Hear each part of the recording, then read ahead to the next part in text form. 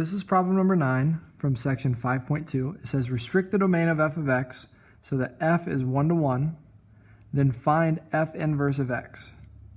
Now they give us a quadratic. Let's go ahead and graph that quadratic. So we'll hit y equals, clear it out. We have 3 minus x squared. Let's graph it. As you can see here, this quadratic does not pass the horizontal line test, which is what they told us. They told us at the beginning they want us to restrict the domain so that it's 1 to 1. So how can I restrict that domain so that it's 1 to 1? Well, typically what I want to do is I want to restrict the domain to just the positive version.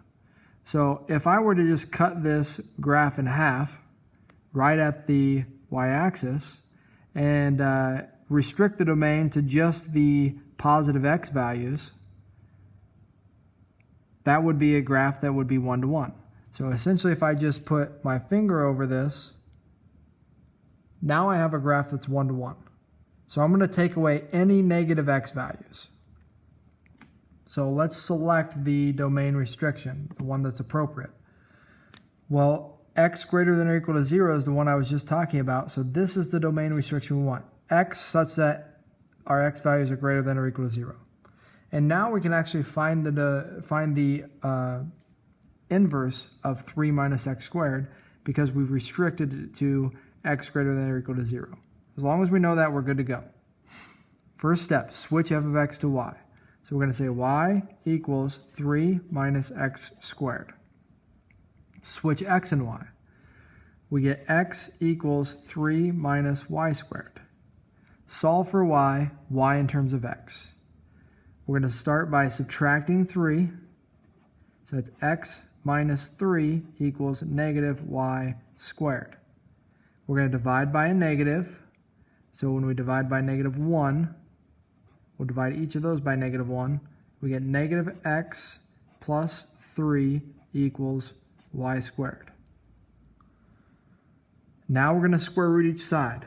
But before I do that, I'm just going to kind of flip it. So it's y squared equals negative x plus 3.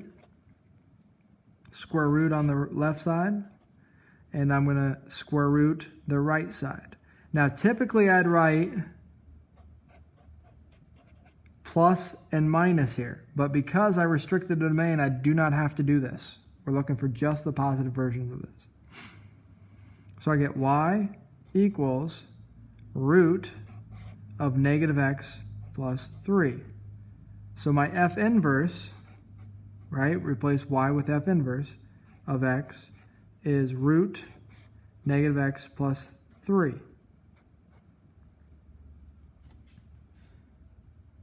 Now I need to find the domain. It says, yeah, select the domain. Oh, it does not ask us to find the domain of this. So I think we're good. This is a solution. We're finished with the problem.